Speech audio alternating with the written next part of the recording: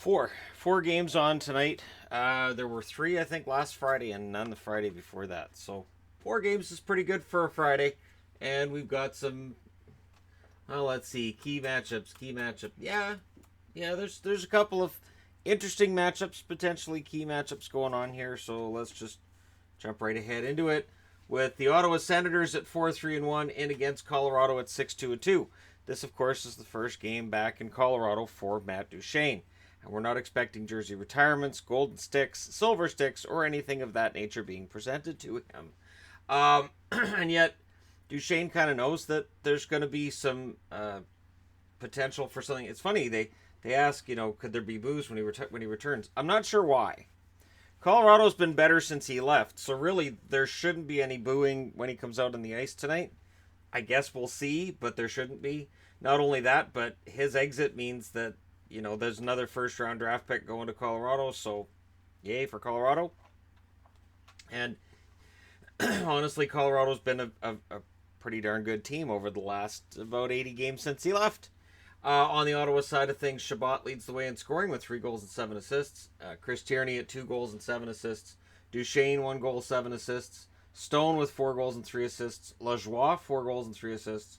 Kachuk, who of course is still out, 3 goals, 3 assists. Bodker, 2 goals and 4 assists. And Zach Smith, 2 goals and 3 assists.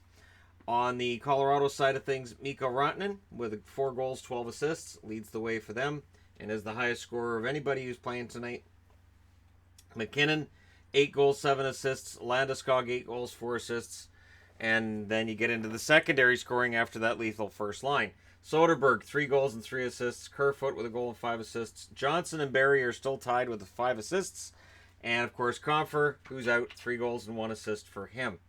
If you look at the goaltending side of things, well, Condon, 5.02 goals against, 828 save percentage. He's waiting for another opportunity. Maybe that's tonight. I doubt it, though, because Anderson has a history with Colorado as an organization. He did play there. 3.14 goals against, 915 save percentage for him. On the Colorado side of things, Varlamov, 1.56 goals against, 953 save percentage. Grubauer, 2.68 goals against, 925 save percentage. Special teams and overall performance. Ottawa, 3.6 goals for per game, 3.6 goals against per game. One of those has to come down. The power play, 25.9% for Ottawa, 71.4% penalty kill for a total of 97.3. Colorado, they're scoring 3.3 goals per game. They're allowing 2 goals per game. Excellent. Their power play, 24.3% in its effectiveness, and their penalty kill, 88.9% for a total of 113.2. So this game is going to be an interesting matchup in that Duchene gets his first shot in Denver, of hurt in Denver. And Denver, of course, is coming off that loss to Tampa, so they should have a lot of fire in them tonight for this one. So we'll look forward to seeing what happens there. Next up, San Jose. The Sharks are in Carolina. Carolina's, of course, fighting against falling back. Getting as many shots per game as they're getting will help. San Jose, on the other hand, has turned it around after a slow start. They've won their last 3 going into tonight. Logan Couture, 5 goals and 5 assists to lead the Sharks. That's 10 points, tied with Brent Burns, who has 2 goals and 8 assists to get there. Evander Kane, 4 goals and 5 assists. Tomas Hertl, 3 goals and 6 assists. Hertl's followed by Timo Meier, 5 goals and 3 assists. Excellent start for Meier. Donskoy, 3 goals and 4 assists. LeBanc with a goal and 5 assists. And there's Joe Pavelski with 5 goals to round out the top 8. On the Carolina side of things, Sebastian Aho, 4 goals and 10 assists. Michael Furland, 6 goals and 3 assists. He's been fantastic in Carolina. He really has. Williams, a goal and 7 assists. Teravainen, a goal and 7 assists as well. Jordan Stahl, 4 goals and 2 assists. Warren Fogle, 3 goals and 2 assists. Falk has a goal and 4 assists. And Martinuk has 3 goals and 1 assist to round out the top 8 for Carolina. Now, in the goaltending realm, Jones, a 2.60 goals against, 899 save percentage. He's looking to push that over 900 in his next start. Aaron Dell, 2.49 goals against and a 917 save percentage. Goaltending for Carolina, Mrazek, 2.65 goals against, 888 save percentage. McElhinney, 2.76 goals against and an .892 save percentage. And don't let that distract you from the fact that Scott Darling is back. Goals for per game for San Jose, 3.4. They're allowing 2.4. Their power play is clicking at a 20.6% rate. Penalty kill 84.2 for a total of 104.8. Anything above 100 is good. On the Carolina side of things, they're scoring 3.2 goals per game. They're allowing 2.9 goals per game. Oh, I can't block that without blocking the camera. Their power play at 12.1%. Their penalty kill at 70%, which leads to a total of 82.1. Pull that back. No, do not fall over. Do not. There we go. All right. So in this one, you've got a matchup between a team that wasn't expected to be there and a team that was. And logically, you can look at this and go, well, San Jose's the better team, so they should win this. But logic this year, it's not really a thing. And again, if Darling's back tonight for Carolina, and I haven't seen for sure that he's going to make the start, but if he's back for Carolina, that could potentially be huge. So we'll see what happens there. Next up, Winnipeg, 6-3-1. They're in against the 1-6-2 Detroit Red Wings. And, of course, the Wings should be overjoyed that they got up to 30th on my power rankings last night just via the absolute sheer misery of the LA Kings. So, Winnipeg, this is just a game they're going to win. It shouldn't be a problem. Detroit's not an issue. Just going to go ahead and throw that up there. Detroit's playing better than their record shows. And I keep saying that, and I know their record keeps tanking. And I know that the goals for, goals against looks bad, and we'll get to that. Scheifele, 5 goals and 5 assists to lead the Jets, followed by Kyle Connor with 4 goals and 5 assists. Blake Wheeler, 2 goals and 7 assists. Morrissey and Trouba are tied with a goal and 6 assists each. Lowry with 4 goals and an assist. Laine, 3 goals and 2 assists. And Byfuglien with a goal and 4 assists. On the Detroit side of things, Larkin leads the way with 4 goals and 3 assists. Nyquist, a goal and 6 assists. Cholowski, 2 goals and 3 assists. He's tied with Bertuzzi for that. And there's Athanasiou with 3 goals and 2 assists for Detroit. Nielsen, 5 assists. Jensen with 2 goals and an assist. And there's Darren Helm with a goal and 2 assists for the Detroit Red Wings.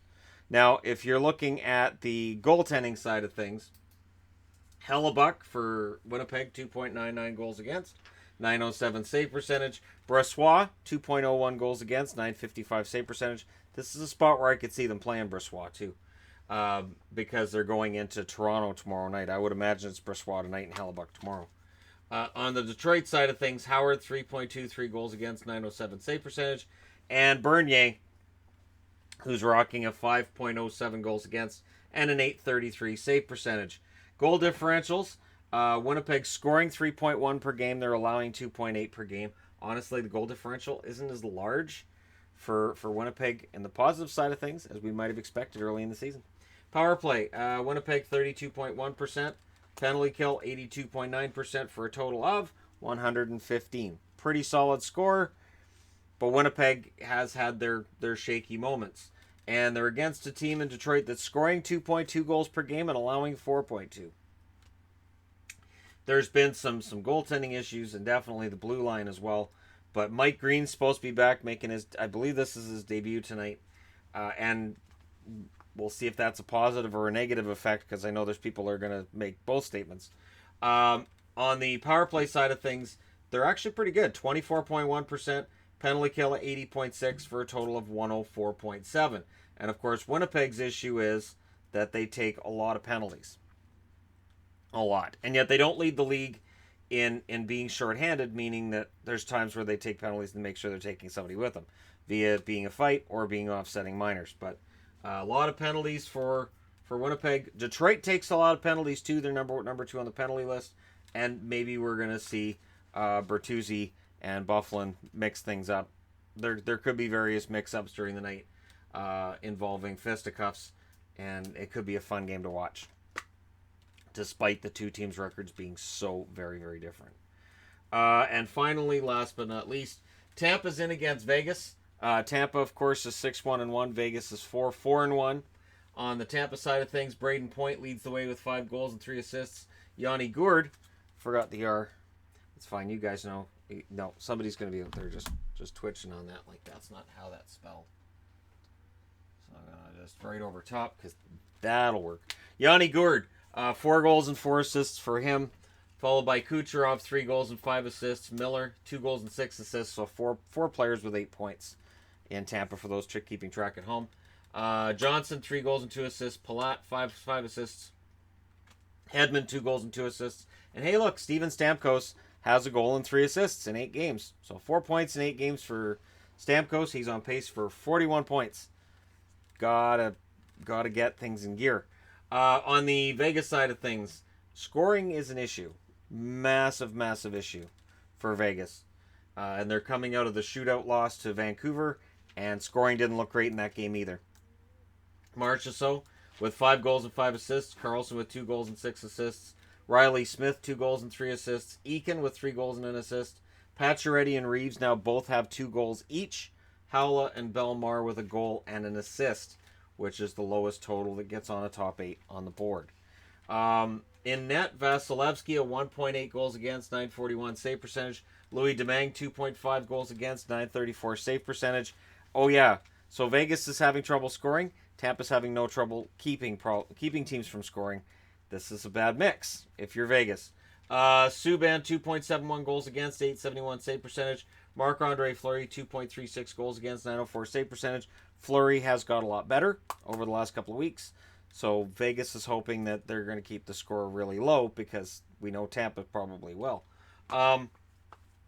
Scoring, Tampa's scoring 3.5 goals per game. They're allowing 2.3. So they're averaging more than a goal a game above their opposition, which is fantastic. Their power play, 25.8%. Their penalty kill, 97%, for a total of 122.8 overall, which is the highest number on the board. On the Vegas side of things, 2.1 goals for per game, 2.6 goals against per game, which is actually pretty good compared to a lot of the teams on the board, about half of them. But they just aren't scoring. And if you're not scoring, 7.1% power play, that's anemic. That's got to be fixed. Their penalty kill, 84%, is fine. But because of that power play, they're only at 91.1% overall. So that's a pretty low number. Not quite as low as Carolina's, but Carolina's doing everything at 5-on-5, and Carolina's averaging about 41 shots per game. So that's what's going on there. So there you go. This looks like a game that could steal the night. It really is dependent on Vegas showing that last year wasn't just a fluke. Because honestly, if they fall to 4-5-1, and if they start falling right out of the race, that's going to be the talk. And I don't agree with it, but that is going to be the talk pretty darn quick if they start falling back again. They have to win this one tonight against Tampa. As good as Tampa's been, Vegas has to be better. Let me know your thoughts in the comment section below as always. Don't forget to hit like and subscribe if you're browsing your way through. You just happened upon this video. Thank you guys so much for watching. I'll talk to you again soon.